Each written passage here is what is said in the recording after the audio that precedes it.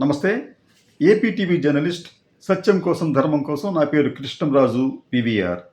ఆంధ్రప్రదేశ్ ముఖ్యమంత్రి నారా చంద్రబాబు నాయుడు ఇటీవల ఏ ప్రసంగం చేసినా దానిలో ఏదో ఒక ప్రత్యేకత ఉండాలనే తాపత్రయం కనిపిస్తుంది. సాధారణంగా ఆయన ప్రసంగాల్లో సోత్కర్ష ఎక్కువగా ఉంటుంది. తన గురించి తను చెప్పుకోవడం, తాను మాత్రమే చేయగలను, తాను మాత్రమే అది చేశాను, ఇది చేశానని చెప్పుకోవడం ఒక పరిపాటిగా మారింది. ఈ ప్రసంగాలు ఆంధ్రప్రదేశ్ ప్రజలకు కూడా అలవాటయ్యాయి. తాజాగా ఈరోజు అంటే డిసెంబర్ 26వ తేదీన తిరుపతి ఈ సంస్కృత విశ్వవిద్యాలయంలో జరిగిన ఒక సమ్మేళనం, అది భారతీయ విజ్ఞాన సమ్మేళనం. ఈ సమ్మేళనంలో ఆర్ఎస్ఎస్ చీఫ్ ఆయన కూడా దీంట్లో పాల్గొన్నారు. ఈ సందర్భంగా చంద్రబాబు నాయుడు చేసిన కొన్ని వ్యాఖ్యలు జాతీయ స్థాయిలో చర్చనీయాంశంగా మారాయి.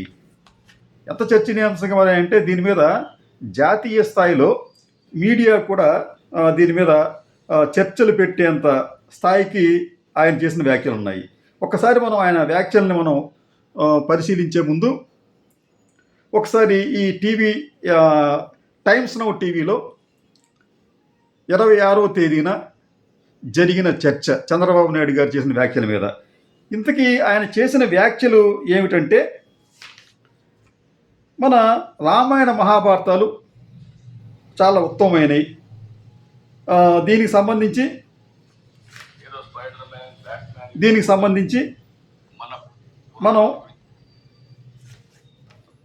మన విద్యార్థులు లేకపోతే మన ఈ భారతదేశానికి చెందిన పౌరులు ఈ భారత రామాయణాల్లోని క్యారెక్టర్స్ని, అంటే దాంట్లో ఉండే రాముడు, అలాగే కృష్ణుడు, హనుమంతుడు, ఇటువంటి వాళ్ళందరినీ కూడా ఆదర్శంగా తీసుకోవాలి. అంతే తప్ప హాలీవుడ్ సినిమాల్లో వచ్చేవాళ్ళనో లేకపోతే బాలీవుడ్ సినిమాల్లో వచ్చేవాళ్ళనో ఆదర్శంగా తీసుకోవద్దు అని చెప్పి అంటూ ఆయన ఏమంటారంటే, స్పైడర్ మ్యాన్, బ్యాట్మెన్ కాదు మనకు ఆదర్శం. ఈ స్పైడర్ మ్యాన్, సూపర్ మ్యాన్ కన్నా కూడా మన హనుమంతుడు చాలా గొప్పవాడు. ఇక్కడే తేడా వస్తుంది. అలాగే ఈ బ్యాట్మెన్, అలాగే వీళ్ళకన్నా కూడా ఈ ఐరన్ మ్యాన్ కన్నా కూడా అర్జునుడు గొప్పవాడు. కృష్ణుడు, శివుడు కన్నా కూడా మిగతా ఎవరైనా వారి ముందు దిగదుడిపే. అంటే ఇక్కడ ఏం చేశారంటే ఆయన కొన్ని కల్పిత పాత్రలు, అంటే super man, spider man, batsmen, iron man లాంటి విదేశాల్లో వాళ్ళు క్రియేట్ చేసిన కొన్ని కల్పిత పాత్రలను భారతదేశంలోని, ముఖ్యంగా మన సనాతన ధర్మంలోని ముఖ్య పాత్రలతో, పవిత్రమైన పాత్రలతో పోల్చి చూశారు. ఇది ఎంతవరకు సమంజసం అన్న ఒక చర్చ ప్రారంభమైంది. రెండోది, చంద్రబాబు నాయుడు గారు ఈ సమావేశంలో మాట్లాడుతూ ఎగ్జాక్ట్గా ఆయన అన్న ఈ ప్రసంగం కూడా జస్ట్ కొద్దిగా విందాం.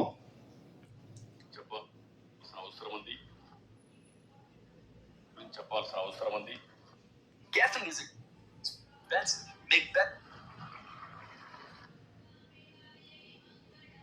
మన చరిత్ర, మన పురాణాల గురించి చెప్పాల్సిన అవసరం ఉంది. హాలీవుడ్ సూపర్ హీరోల కంటే మన పురాణంలో ఉండే పురుషులు గొప్పవాడని మన పిల్లలకు చెప్పాల్సిన బాధ్యత మన పైన ఉంది. సూపర్ మ్యాన్, స్పైడర్ మ్యాన్ కంటే మన హనుమంతుడు బలవంతుడని చెప్పాల్సిన బాధ్యత మన పైన ఉంది. బ్యాట్మ్యాన్, ఐరన్ మ్యాన్ కంటే మన అర్జునుడు గొప్ప యోధుడని వివరించవలసిన బాధ్యత మన పైన ఉంది. మన కృష్ణుని మహిమల గురించి, మన శివుడి మహత్యం గురించి యువతకు చెప్పాలి. రాముడికి మించిన పురుషోత్తముడు లోకంలో లేడని. ఇక్కడ చంద్రబాబు నాయుడు గారు, ఇది సంస్కృత విశ్వవిద్యాలయం కాబట్టి అక్కడికి వచ్చే వాళ్ళు అత్యధికులు హైందవులు అవుతారు కాబట్టి ఆయన ఏం చేశారంటే, ఈ అవతార పురుషుల గురించి, సనాతన ధర్మంలోని గ్రంథాల గురించి చాలా గొప్పగా చెప్పే ప్రయత్నం చేస్తూ ఇతరులకు కొంత ఆగ్రహాన్ని కలిగించే విధంగా వ్యవహరించారు.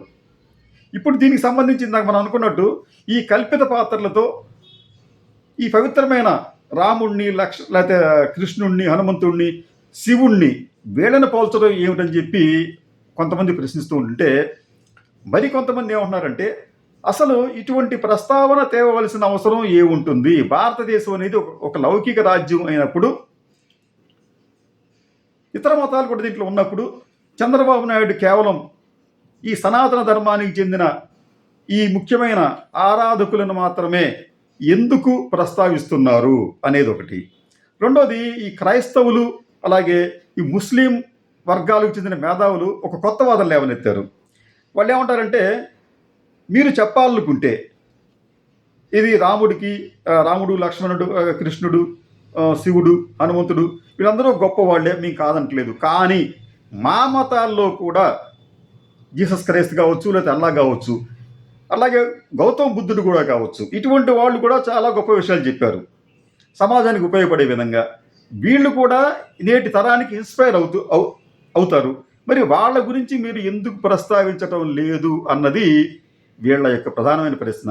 ఈ రోజున టైమ్స్ నౌలో జరిగిన దీనికి సంబంధించి చర్చలో ఈ ముస్లిం సంఘానికి సంబంధించిన ఒక ముఖ్యమైన వ్యక్తి, ఆయన పేరు అబ్బాస్ అని, సయ్యద్ అసద్ అబ్బాస్, ఆయన ఏమంటారంటే చంద్రబాబు నాయుడు మత రాజకీయాలకు పాల్పడుతున్నారు. ఆయన కేవలం ఒక మతానికి సంబంధించిన వారినే ఎందుకు ప్రస్తావిస్తున్నారు, ఇతర మతస్థులను ఎందుకు విస్మరిస్తున్నారు అన్నది ఆయన యొక్క ప్రధానమైన ఆరోపణ. మరో చర్చా కార్యక్రమంలో అగస్టిన్ అనే ఆయన కూడా ఇటువంటి వాదనే చేస్తూ జీసస్ కూడా చాలా అద్భుతమైన బోధనలు చేశాడు, వాటిని కూడా మీరు ఎందుకు ప్రస్తావించకూడదు అని. అంటే ఆయనకు ఒక పాయింట్ కూడా అవతీశారు. ఈ మధ్యన చాగంటి కోటేశ్వరరావు గారు అనే ఒక వ్యక్తిని మీరు రాష్ట్రంలోని పాఠశాలలకు మీరు పంపుతూ అక్కడ నైతిక విలువలు పెంపొందించడానికి ప్రయత్నించమని చెప్పి అన్నారు. అభ్యంతరం లేదు. అయితే చాగంటి కోటేశ్వరరావు గారి లాగానే ఇతర మతాల్లో కూడా ఇలా గొప్పగా ప్రసంగాలు చేసి ప్రజలకు నైతిక విలువలు నేర్పేవారు ఉన్నారు కదా, వారిని కూడా మీరు ఎందుకు ఎంపిక చేయలేదన్నది ఈ అగస్టిన్ వాదన. ఇటువంటి వాదనలు జరుగుతున్న నేపథ్యంలో ఈ సోషల్ మీడియాలో కూడా దీనికి సంబంధించి పెద్ద ఎత్తున జరుగుతోంది. ఈ చర్చకు సంబంధించి ప్రధానంగా అసలు మీరు ఈ కల్పిత పాత్రలతో ఎందుకు మీరు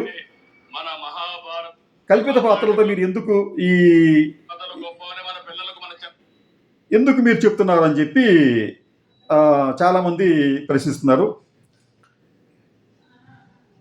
ఇక్కడ రాజేష్ పట్నాయక్ అనే ఒక నెటిజన్ ఆయన ఏమంటారంటే, I'm sure Naidu garu must have said this in just because it's very poor comparison. For us Hanuman and other Ramayana characters are gods in Hinduism while those film characters are purely fictional అని చెప్పంటాడు ఆయన. కేవలం కల్పిత పాత్రలతో ఈ రామాయణ మహాభారతంలోని ఈ గొప్ప పురుషులను ఎందుకు మీరు కంపేర్ చేస్తున్నారు అని చెబుతూ ఇంకొక ఆయన ఏమంటాడంటే, ఈయన పేరు అక్బర్ బాషా అంటే ఈయన యూట్యూబ్ నాయుడు గారు. యూట్యూబ్ నాయుడు అనే మాట ఎందుకు వాడంటేనా యూట్యూబ్ బ్రూటస్ అనే మాట ఒకటి ఉంది. మనకి జూలియస్ సీజర్ దానికి సంబంధించి ఆయన హత్య చేసినప్పుడు హత్య చేసిన వ్యక్తిని ఉద్దేశించి సీజర్ యూట్యూబ్ బ్రూటస్ అని చెప్పి అంటాడు అనమాట. అలాగే ఇక్కడ యూట్యూబ్ చంద్రబాబు నాయుడు అంటే చంద్రబాబు నాయుడు గారిని మీరు ఇప్పటిదాకా లౌకికవాదం చెప్పి అనుకున్నాం, మీరు కూడా ఇటువంటి మతతత్వ రాజకీయాలకు పాల్పడుతున్నారా అన్న ఉద్దేశం కలిగే విధంగా ఆయన ఏమంటారంటే, YouTube Naidu garu you are indirectly certifying all are fictional characters. నువ్వు పరోక్షంగా చెప్తున్నావు అంటే ఈ సూపర్ మ్యాను, ఐరన్ మ్యాను, ఆ మ్యాను, ఈ మ్యాను వీళ్ళు ఎట్లా కల్పితమైన క్యారెక్టర్స్, ఈ హిందూ పురాణాల్లో ఉన్న మహాపురుషులు కూడా కల్పితమైన క్యారెక్టర్లుగా నువ్వు చేస్తున్నావు అన్నది ఆయన అభిప్రాయంగా కనిపిస్తుంది అక్కడ. ఇట్లాగే రకరకాలుగా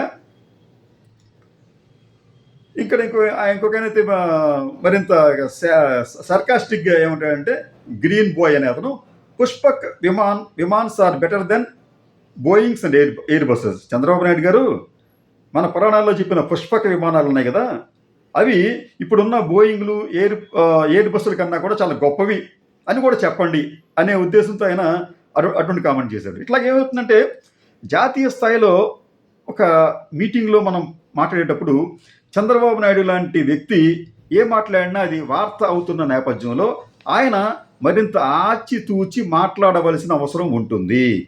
ఇదే చర్చకు సంబంధించి మరికొంత కొనసాగింపుగా వాళ్ళు ఏమంటారంటే